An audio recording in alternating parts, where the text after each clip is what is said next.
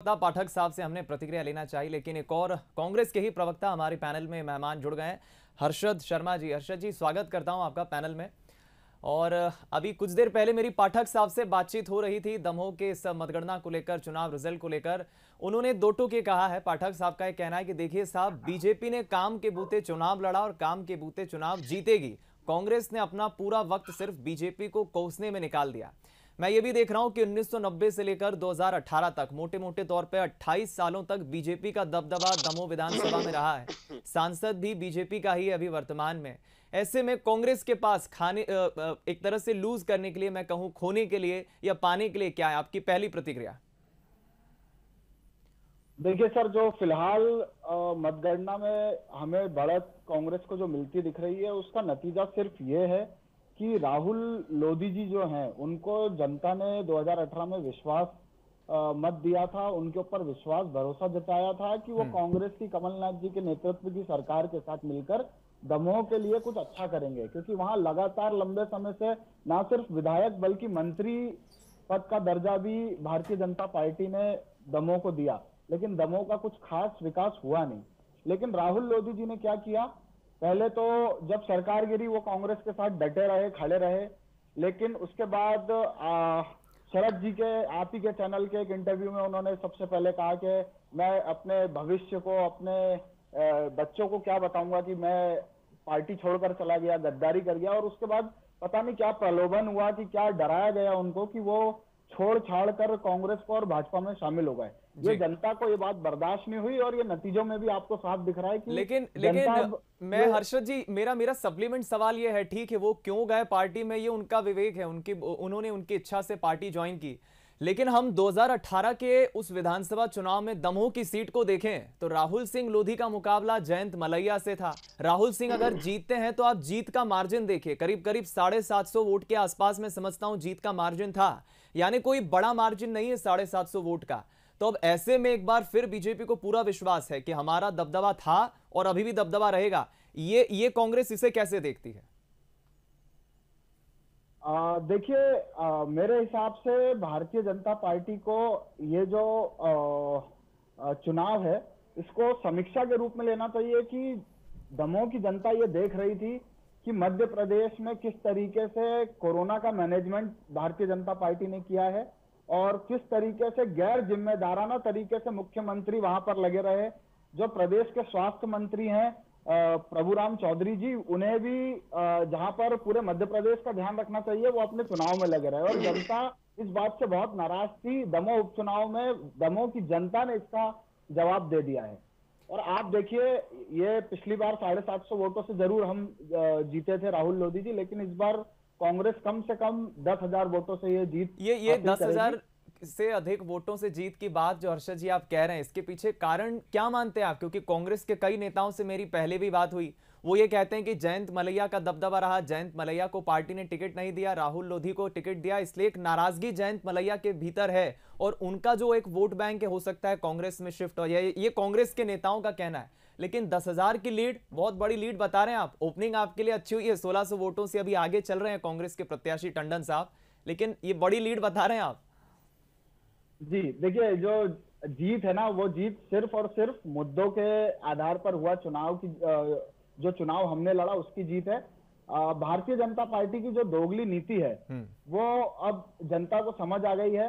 आप जनता के वोट को आप जरूर विधायकों को खरीद सकते हो, लेकिन आप जनता के वोट को, उनके विश्वास को नहीं जीत पाए हैं। आपने सरकार बदल ली, भारतीय जनता पार्टी कितना भी झूठ बोलती रहे, लेकिन दमोह की जनता ने और मध्य प्रदेश की जनता ने कमलनाथ जी के 1.5 साल को बहुत सराहा है। चुनाव के नतीजे, पिछले उपचुनाव के नतीजे जो है वो कुछ और जरूर कहते हैं, लेकिन चुनाव की हार जीत किसी की परफॉर्मेंस का सर्टिफिकेट नहीं है। तो जनता जो है वो कमलनाथ जी के काम से बहुत खुश थी। और आज जो अव्यवस्था मध्य प्रदेश में कोरोना की फैली हुई है, वो दमोह की जनता ने ये बता दिया है कि अभी तो शुरुआती रुझान है, लेकिन जब अंतिम नतीजे आ जाएंगे तो दमोह की जनता ये बता देगी कि जो गैर जिम्मेदाराना काम शुरू से भारतीय जनता पार्टी ने किया। देखिए, मैं आपके माध्यम से एक बात भारतीय जनता पार्टी को और जनता को बताना चाहता हूं कि जब पहली सुनामी, जब पहली वेव कोरोना की आई थी, तब स्वास्थ्य मंत्री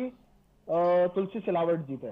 और वो क्या कर रहे थे, जब बाकी के प्रदेश तैयारियों में जुटे हुए थे कोरोना की, तब हमारा स्वास्थ्य मंत्री जो तुलसी सिलावट था वो बेंगलोर जाके बैठ गए थे और अपने महाराष्ट्र चलिए को ये सत्ता में इस लाने पे के मैं लिए जरूर उन्हें जवाब ले मंत्री लूंगा बनाने के पाठक साहब सपने से। देख रहे थे। और जी अब एक जी मिनट सर, एक मिनट। जी और अब जब वापस से कोरोना की दूसरी वेव आई है, तब प्रभुराम चौधरी जी दमोह उपचुनाव में लगे रहे। तो ये जो गैर जिम्मेदाराना भारतीय जनता पार्टी के स्वास्थ्य मंत्री, मैं इस बात को फिर रिपीट कर रहा हूं, इनको स्वास्थ्य मंत्री नहीं, उनका नाम सत्ता मंत्री रख देना चाहिए। दोनों जब वेव आई तो दोनों जो स्वास्थ्य मंत्री थे वो सत्ता हासिल करने में लगे रहे, चुनाव लड़ने में लगे रहे और सरकार गिराने में लगे रहे। चलिए, एक बड़ा और आरोप इसका हर्षद नतीजा जी ये है लगा कि रहे हैं। दमोह की जनता जो है वो आज पाठक साहब, जवाब दे रही है। आपकी प्रतिक्रिया लूंगा, ठीक है। अभी मैं समझता हूं दोपहर 1-2 बजे के बाद करीब करीब दमोह की स्थिति साफ हो जाएगी, किसका पलड़ा भारी है, कौन जीत रहा है। लेकिन कई आरोप हर्षद जी ने लगाए हैं और शुरुआती रुझान जो आए हैं, करीब 1600 मतों से आगे चल रहे हैं टंडन साहब, वो एक बड़ा ये स्टेटमेंट दे रहे हैं कि 10,000 से अधिक वोटों से दमोह जीत रही है कांग्रेस। देखिए दीपक जी, मैं समझता हूँ कि पहला राउंड अभी संपन्न हुआ है। निश्चित तौर पर कांग्रेस पार्टी भारतीय जनता पार्टी से इस राउंड में बढ़त बनाए हुए है। 26 राउंड में इस चुनाव की मतगणना होना है, बहुत समय बाकी है और मैं समझता हूं कि आने वाले 1 से 1.5 घंटे में तस्वीर बहुत कुछ साफ होने लगेगी। लेकिन मैं सिर्फ यहाँ पर इतना बोलना चाहूंगा कि मेरे मित्र ने यहाँ बहुत सारे सवाल उठाने का काम किया है। मैं फिर से उनको बड़े संवेदनशीलता पूर्वक और शालीनता से ये उत्तर जरूर देना चाहूंगा कि मध्य प्रदेश आज संक्रमण के मामले में देश में 15वें स्थान पर है। पिछले हफ्ते के पहले हम 7वें स्थान पर थे। हमने उसमें निरंतर सुधार किया है, जनता को उपचार दिया है, सुविधाएं दी हैं, ऑक्सीजन दी है, दवाइयां दी हैं, अच्छी सलाह दी है। उनके बीच हमारी सरकार, मुख्यमंत्री शिवराज सिंह चौहान, प्रदेश के अध्यक्ष वी डी शर्मा अपने पूरे कार्यकर्ताओं के साथ, पूरे सिस्टम के साथ, जनता के साथ कदम से कदम मिलाकर संघर्ष कर रहे हैं। मैं कांग्रेस पार्टी से पूछना चाहता हूं कि देश में बहुत से राज्यों में आपकी सरकार है, आप बड़ी बड़ी यहाँ बैठकर बातें कर रहे हैं।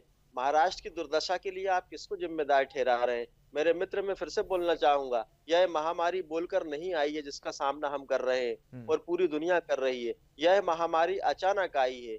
हमारे देश में आजादी के बाद से लेकर 2021 तक जितने साधन थे, जितने संसाधन थे, वो इस महामारी के हिसाब से तैयार नहीं थे। ना ही किसी ने कल्पना की थी कि कोरोना जैसी महामारी देश में आएगी। पर कांग्रेस ये आरोप लगाती है पाठक साहब कि फिर वक्त था बीच में आपके पास, तो थोड़ी सी चूक कहां से हो गई है? व्यवस्थाएं हम उस वक्त ठीक से क्यों नहीं करा पाए, दुरुस्त क्यों नहीं करा पाए?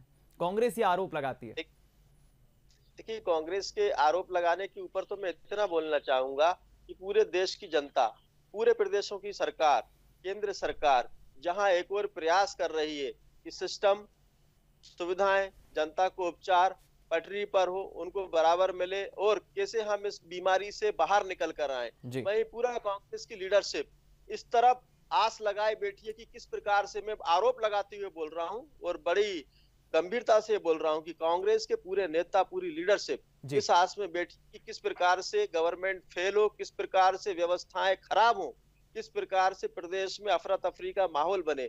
मुझे कांग्रेस की इस राजनीतिक मानसिकता पर छीह कहने के अलावा कोई दूसरा शब्द दिखाई नहीं पड़ता है। कांग्रेस पार्टी क्यों नहीं बात करती महाराष्ट्र की, क्यों नहीं बात करती राजस्थान की, क्यों नहीं बात करती दिल्ली की अरविंद केजरीवाल सरकार की, क्यों नहीं बात करती छत्तीसगढ़ की, जहां ये देश के प्रथम 5 राज्यों में कोरोना संक्रमण और अव्यवस्था के मामले में स्थान बनाए हुए। मध्य प्रदेश जो लगातार बेहतर होता चला जा रहा है। हम ये बिल्कुल नहीं बोल रहे हैं कि सब कुछ बेहतर है या भारतीय जनता पार्टी की सरकार के राज्य में, मध्य प्रदेश में सारी स्थितियां अनुकूल हो। बिल्कुल हम ये दावा नहीं कर रहे हैं, लेकिन इतना दावा जरूर हम कर रहे हैं कि देश के सभी राज्यों में अगर किसी ने सबसे बेहतर तरीके से कोरोना की इस महामारी का सामना किया है तो वह मध्य प्रदेश है। हमारे मुख्यमंत्री शिवराज सिंह चौहान की संवेदनशीलता है, हमारी पार्टी का और मैं समझता हूं पाठक साहब, सरकार का काम ही यही होता है। जनप्रतिनिधियों को, सरकार को आम जनता चुनती ही इसलिए है कि उन्हें बेहतर सुविधाएं मिल सके, जो परेशानी है, आम लोगों की जो समस्याएं हैं उसे सरकार दूर कर सके। मेरे पास प्रश्न